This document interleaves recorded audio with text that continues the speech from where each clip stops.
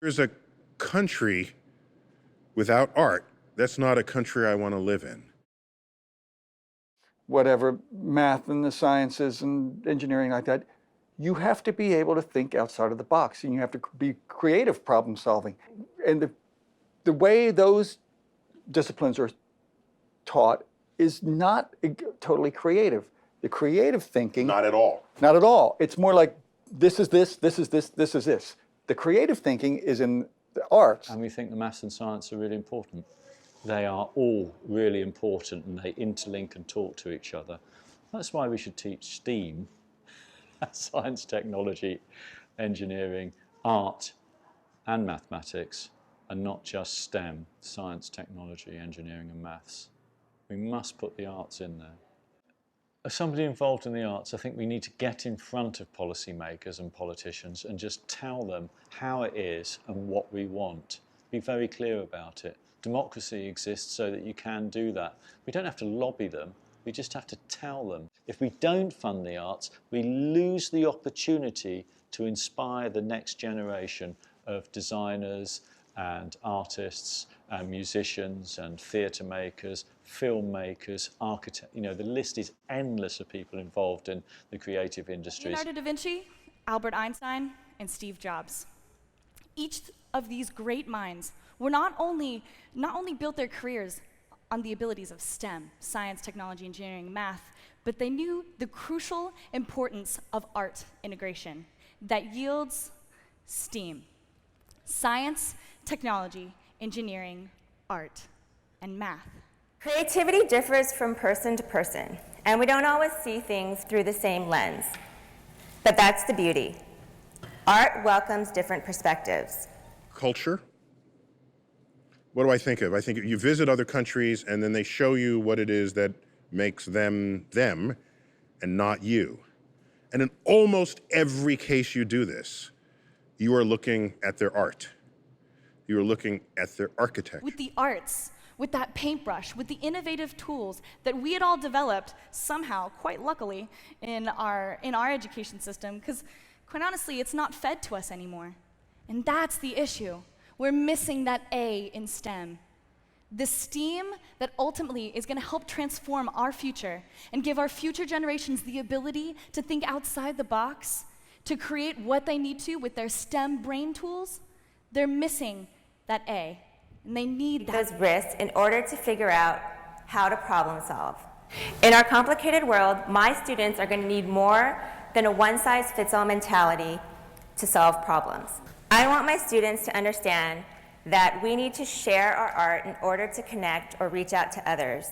Let us cut art for anything else. Suppose they did that back in Renaissance Europe. What would Europe be without the support and interest in a thriving culture? We look first at Leonardo da Vinci. Not only was he known for his amazing masterpieces, but he was a scientist. He was a mathematician.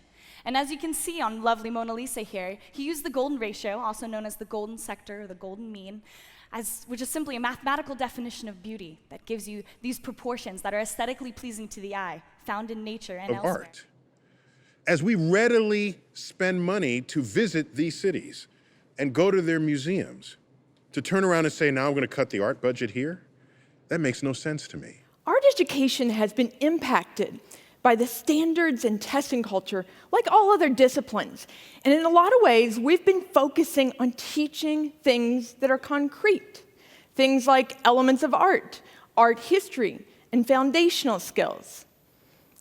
In essence, we're teaching things that we can test and assess.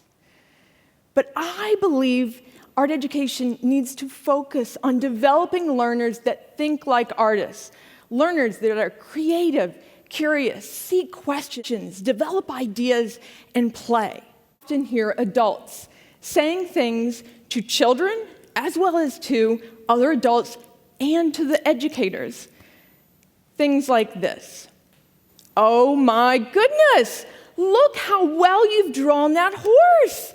It's so realistic. You are so creative. You've heard messages like that before? Here's another one I think I hear almost daily. Oh, Cindy, I really support art education. It is very important. I mean, I'm not creative. I don't have a creative bone in my body. I can't even draw a stick figure, right? These messages are incredibly problematic. And the more, you may not think they are a big deal, but the more society pushes them out, and society continues to foster these cliched notions of what is. I would like each of you to use something on your person, paper, pencil, your program, phone, glasses, doesn't. And I'd like you to actually create something that represents the idea of metaphor. Go ahead.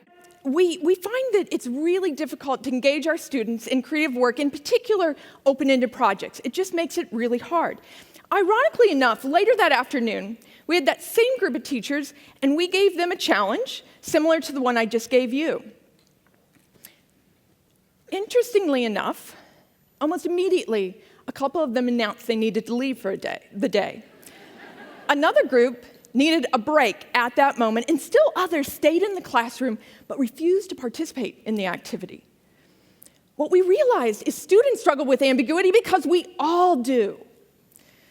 Now, artists, on the other hand, realize that ambiguity is part of the process.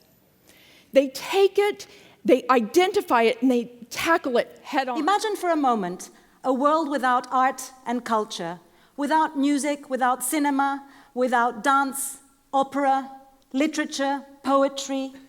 That world would be a very, very dull place, devoid of imagination, the one thing that distinguishes us as human beings from other species.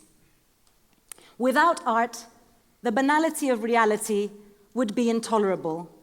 Or, to paraphrase Nietzsche, we have art in order not to perish from the truth. So that, what does art do? What can it do? And why is it important? The fact of the matter is that it is very, very difficult to pigeonhole and categorize what exactly art is and how it functions.